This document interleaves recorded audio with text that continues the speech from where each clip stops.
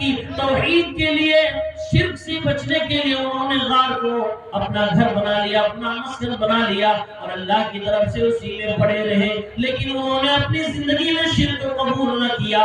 آج ہم نوجوانوں کو یہ نصیحت مل جاتی ہے، اے نوجوانوں، اگر ہمیں اپنے دین و ایمان کی حفاظت کرنی ہے تو ہمیں بھی ٹھوس قدم اٹھانا پڑے گا تاکہ ہماری توحید میں ذرہ برابر کسی طرح کا کوئی بھی انسان حملہ نہ کرنے پائے، ہماری توحید محفوظ ہو جائے۔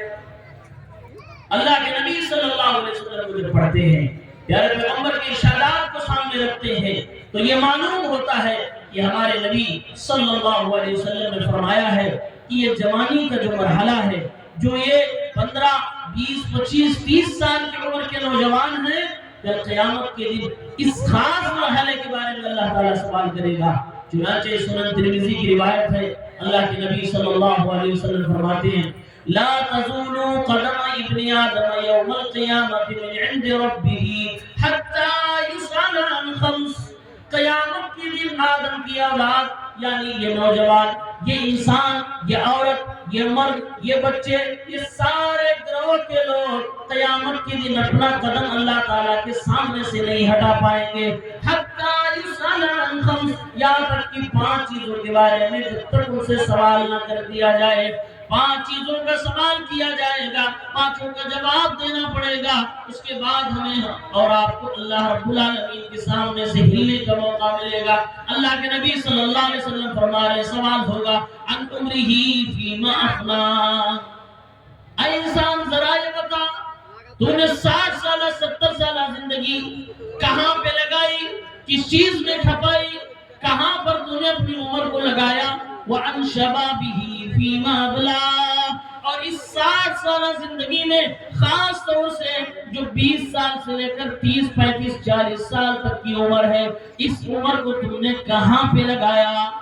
خصوصی سوال یہ کیا جائے گا کہاں سے کمایا اور کہاں پہ خرچ کیا، جو سیکھا اس پر کتنا عمل کیا۔ یہ 5 سوال انسانوں سے کیے جائیں گے۔ اللہ کے نبی صلی اللہ علیہ وسلم فرماتے ہیں جب تک ان 5 سوالوں کا جواب نہیں دے دیں گے، اللہ رب العالمین کے سامنے سے ہم لوگ ہٹ نہیں سکتے ہیں، ہمارے قدم جنبش بھی نہیں کر سکتے ہیں۔ یہ 5 سوالوں کے جواب ہمیں دینے پڑیں گے، اور ان 5 میں جو سب سے اہم سوال ہمارے اور آپ کے لیے ہے وہ جوانی کے عمر کے تعلق سے ہے، یعنی پوچھا جائے گا کہ نوجوانوں تم نے 15 سال 20 سال 25 اور 30 سال کی جب عمر میں اپنی زندگی کو پایا تو اس زندگی کو کہاں پہ لگایا تھا؟ کیا سوشل میڈیا کے اسکرولنگ میں تمہاری لائف چلی گئی، یا روڈ پہ گھومتے ہوئے تمہاری زندگی گزر گئی؟ تمہاری راتیں کس جگہ پہ لگی ہیں؟ تمہارے دن کہاں پہ لگے ہیں؟ تمہاری عمر کہاں پہ کھپی ہے؟ خاص طور سے یہ جوانی کی عمر کہاں پہ لگائے ہو؟ یہ اللہ کے نبی صلی اللہ علیہ وسلم فرماتے ہیں قیامت کے دن پوچھا جائے گا۔ آج ہر نوجوان اپنے دل پہ ہاتھ رکھے، اپنے آپ سے سوال کرے، کل کو اللہ رب العالمین اگر کل قیامت کے دن میدان محشر میں کھڑا کر کے پوچھ لے، اے 20 سال کے نوجوان، اے عبداللہ، اے عمر، اے ابو بکر، اے مسلمان نوجوان، تم نے 20 سال کی زندگی جب پائی تھی، 20ویں سال میں جب تم پہنچے تھے تو تم دن اور رات میں کیا کرتے تھے؟ کتنی مرتبہ اللہ رب العالمین کو یاد کرتے تھے؟ حلال و حرام میں فرق کرتے تھے کہ نہیں کرتے تھے؟ تمہاری زندگی مسلمانوں والی زندگی تھی یا غیروں والی زندگی تھی یا کافروں والی زندگی تھی؟ اللہ کل قیامت کے دن اگر سوال کر لے، آج ہمارے 20 سال کے نوجوان 25 سال کے نوجوان ان سوالوں کے جواب کو تلاش کرنا تو دور کی بات ہے، سوچتے بھی نہیں ہے۔ اس کو ہمارے نبی صلی اللہ علیہ وسلم نے فرما دیا کہ بغیر اس کا جواب دیے کسی کو بھی چھٹکارا نہیں ملنے والا ہے۔ اس لیے میرے نوجوان ساتھیوں، آؤ میں آپ کو کچھ نصیحتیں کر دوں، قرآن و حدیث کے روشنی میں آپ کے سامنے کچھ باتیں رکھ دوں کہ جو اسلام آپ سے چاہتا ہے۔ میں خاص طور سے 15 سال سے لے کر 40 سال تک کے لوگوں کو مخاطب کر رہا ہوں۔ اے میرے نوجوان ساتھیوں، اللہ کے نبی صلی اللہ علیہ وسلم کیا چاہتے تھے؟ پیارے پیغمبر یہ چاہتے تھے کہ جو بھی انسان دنیا میں آیا ہے، جو بھی محمد رسول اللہ صلی اللہ علیہ وسلم کا کلمہ پڑھا ہے، وہ با مقصد زندگی گزارے، مقصد والی زندگی گزارے، بے مقصد زندگی نہ گزارے، یعنی کہ وہ 15 سال 20 سال 25 سال کی عمر کو ہو گیا، اب اس کے سامنے ٹارگٹ ہونا چاہیے ہمیں زندگی میں یہ کرنا ہے اور اس کو حاصل کرنا ہے اور اس کامیابی کو ہمیں پا کر دنیا والوں کے سامنے لا کر دکھانا بھی ہے، اپنے رب کو راضی بھی کرنا ہے۔ اے میرے نوجوان ساتھیوں، اسلام چاہتا ہے کہ تمہارا سب سے پہلا ٹارگٹ یہ ہو کہ اللہ تعالیٰ تم سے خوش ہو جائے۔ فرمایا اللہ تبارک و تعالیٰ نے قرآن میں وَمَا خَلَقْتُ الْجِنَّ وَالْإِنسَ إِلَّا لِيَعْبُدُونَ، میں نے انسانوں اور جناتوں کو اپنی عبادت کے لیے پیدا کیا۔ اللہ رب العالمین کو ایک مانا جائے، اسی ایک کی عبادت کی جائے، اس کے علاوہ کسی اور کی عبادت نہ کی جائے، یہ ہماری اور آپ کی زندگی کا پہلا مقصد ہے۔ اس کے بغیر اگر دنیا میں کوئی انسان زندگی گزارتا ہے، کل قیامت کے دن وہ پچھتائے گا۔ اللہ نے فرمایا یہ بھی ربما یود الذین کفروا لو کانوا مسلمین، آج دنیا میں جو کفر کیے رہے ہیں، آج دنیا میں جو شرک کی زندگی گزار رہے ہیں، اللہ رب العالمین کے سامنے جب جائیں گے، ساری دنیا کے برابر، ساری زمین کے برابر سونا اللہ کی بارگاہ میں پیش کریں گے تاکہ جہنم سے بچا لیے جائیں، پھر بھی ان کو نہیں بخشا جائے گا، نہیں معاف کیا جائے گا۔ اس وقت کہیں گے کاش کہ ہم دنیا میں مسلمان ہو گئے ہوتے، کاش کہ ہم نے اپنے مقصد کو پا لیا ہوتا، کاش کہ اللہ رب العالمین کو خوش کر لیے ہوتے، توحید والی زندگی گزار لیے ہوتے۔ اور میرے ساتھیوں، آج ہمارے دیش کا ایک اہم مدعا بنا ہے وندے ماترم۔ وندے ماترم کی میننگ ہمارے علماء نے بتایا، دنیا والوں نے بتایا ہے، اس کا مطلب ہوتا ہے کہ ماتر بھومی کی پوجا کرنے کا اقرار کرنا۔ اسی لیے ہمارے لیڈران، مسلم دانشور اور ہمارے قوم کے علماء رہنما بتلاتے ہیں کہ کوئی بھی مسلمان اگر وندے ماترم سے سمجھوتا کر لے، مانا جانتے ہوئے بھی، تو بہت خطرناک سمجھوتا کر رہا ہے، اپنے عقیدے سے سمجھوتا کر رہا ہے۔ مسلمان کبھی یہ نہیں کہہ سکتا کہ میں اللہ کو چھوڑ کر کسی دھرتی کو پوجتا ہوں، کسی سمندر کو پوجتا ہوں، کسی دریا کو پوجتا ہوں، کبھی بھی مسلمان ایسا نہیں کر سکتا۔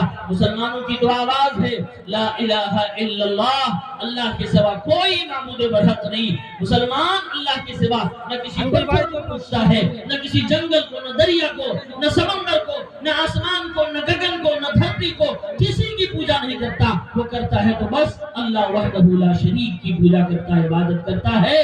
یہ مسلمانوں کا پہلا مقصد ہے۔ اس مقصد کے تحت ہمارے نوجوانوں زندگی گزارو۔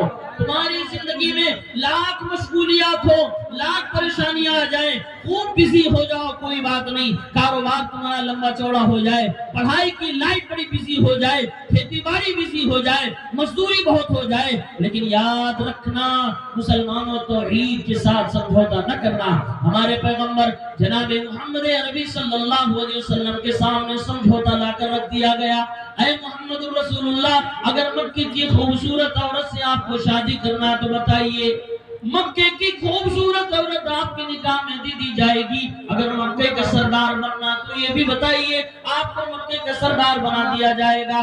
اگر آپ کو دینار و درہم چاہیے تو آپ کے قدموں میں بوریے کے بوریے ڈال دیے جائیں گے۔ اے محمد رسول اللہ، اگر آپ کو کوئی بیماری ہے، کوئی آسیب ہے، کوئی جن و شیطان پریشان کرتا ہے تو بڑے سے بڑے لوگوں سے علاج بھی کروا دیں گے، لیکن یاد رکھو محمد، یہ توحید کی دعوت تمہیں بند کرنی پڑے گی۔ اس سمجھوتے کے مقابلے میں ہمارے نبی صلی اللہ علیہ وسلم نے فرمایا، لوگوں لکم دینکم ولی دین، تمہارے لیے تمہارا دین، ہمارے لیے ہمارا دین۔ اگر میرے دائیں ہاتھ میں سورج کو بھی لا کر رکھ دو، بائیں ہاتھ میں چاند کو بھی لا کر رکھ دو، تو محمد رسول اللہ کبھی بھی توحید کی دعوت سے سمجھوتا نہیں کرے گا۔ ہم اس نبی کو ماننے والے ہیں، ہم اس نبی کا کلمہ پڑھنے والے ہیں۔ تو یہ پہلی نصیحت ہے کہ مقصد والی زندگی بناؤ، اور مقصد ہمارا پہلا اور بڑا مقصد یہ ہے کہ ایک اللہ کو راضی کرنا ہے، توحید پہ رہنا۔ دوسری نصیحت، قرآن و سنت کی دوسری نصیحت کہ ہمیشہ جس کا جو حق بنتا ہے وہ حق ادا کرو۔ اللہ کا جو حق بنتا ہے اللہ کا حق ادا کرو، انسانوں کا جو حق بنتا ہے انسانوں کا ادا کرو، اور اپنا جو حق بنتا ہے وہ اپنا بھی حق ادا کرو۔ یہ تین طرح کے حقوق ہوتے ہیں، ایک حقوق اللہ، اللہ کا حق، دوسرا حقوق العباد، بندوں کا حق، بیوی کا حق، بچوں کا حق، پڑوسیوں کا حق، رشتہ داروں مہمانوں کا حق، اور تیسرا حق اپنا خود کا حق، اپنے بدن کا حق، اپنی آنکھوں کا حق، اپنے جسم کا حق، اپنی پوری جسمانی خواہشات کا حق، جو جائز صورتوں میں ہو سکے. یہ تینوں طرح کے حقوق کو ہمیں پورا کرنا ہے. صحیح بخاری کی ایک حدیث میں آپ کو سناؤں. 1968 اللہ کے نبی صلی اللہ علیہ وسلم کے جو پیارے صحابی، ایک کا نام سلمان الفارسی رضی اللہ تعالیٰ عنہ، دوسرے ابو الدرداء الانصاری رضی اللہ تعالیٰ عنہ. ابو الدرداء انصاری رضی اللہ تعالیٰ عنہ بڑے نیک طبیعت کے انسان تھے. دنیا میں ان کو بہت زیادہ دلچسپی نہیں تھی. وہ اللہ کو خوش کرنے میں اتنے لگے تھے کہ وہ دنیا کو توجہ بھی نہیں دے رہے تھے. سلمان فارسی حضرت ابو درداء کے اسلامی بھائی بن گئے، بھائی چارہ کرا دیا گیا. سلمان فارسی رضی اللہ تعالیٰ عنہ ایک دن اپنے دوست کے گھر زیارت کے لیے گئے کہ میرا دوست ابو درداء، چلو اپنے دوست کے گھر جا کر کچھ دیر اس کی حال چال لوں گا، اس کے گھر پہ رہوں گا، کھانا کھاؤں گا، اس کے ساتھ وقت گزاروں گا، حالات سے واقف ہو جاؤں گا، پھر چلاؤں گا. حضرت سلمان فارسی ان کے گھر پہ گئے. جب گھر پہ جاتے دیکھتے میرا دوست موجود نہیں، میرے دوست کی بیوی موجود ہے، حضرت ابو درداء کی بیوی موجود. جب حضرت ابو درداء کی بیوی پہ نظر پڑی تو دیکھ رہے ہیں وہ کام کرنے والی عورتوں کے لباس پہنے ہوئے ہیں، کوئی زیب و زینت نہیں ہے، ایک نارمل عورت لگ رہی ہے، گھریلو کام کاج میں بزی عورت لگ رہی ہے. سلمان فارسی رضی اللہ تعالیٰ عنہ نے پوچھ لیا، ماں شانک، اے میرے بھائی ابو درداء کی بیوی، کیا معاملہ ہے؟ آج آپ کے بدن میں مجھے اس طرح کے کپڑے نظر آ رہے ہیں. یاد رکھیں میرے بھائی، یہ پردے کا حکم نازل ہونے سے پہلے کی بات ہے. پردے کا حکم ابھی نازل نہیں ہوا تو اس سے پہلے کی بات ہے. اس سے پہلے انہوں نے دیکھا تھا اور پوچھ لیا کیا ماجرا ہے، کیوں آپ خوبصورت کپڑے نہیں پہن کے رکھی ہیں؟ کہنے لگی، اشارے میں انہوں نے جواب دیا، اے سلمان، آپ کے بھائی ابو درداء جو ہیں یہ دنیا میں زیادہ روچی نہیں رکھتے ہیں، یہ اس سے زیادہ مطلب نہیں رکھتے ہیں، یہ روزے رکھتے ہیں دن میں اور شام کو رات میں تہجد کی نماز پڑھتے ہیں، یعنی کہ دنیا میں ان کو بہت زیادہ انٹرسٹ نہیں ہے. فرمانے لگے ٹھیک، کوئی بات نہیں، آنے دو. تھوڑی دیر کے بعد حضرت ابو درداء رضی اللہ تعالیٰ عنہ گھر میں تشریف لائے. دیکھا میرا دوست، میرا بھائی سلمان آیا ہے، گھر میں کھانا بنایا، کھانا بنا کے اپنے مہمان کے سامنے پیش کیا. حضرت سلمان کہنے لگے، ابو درداء جب تک تم نہیں کھاؤ گے میں نہیں کھانا کھاؤں گا. کیا مطلب؟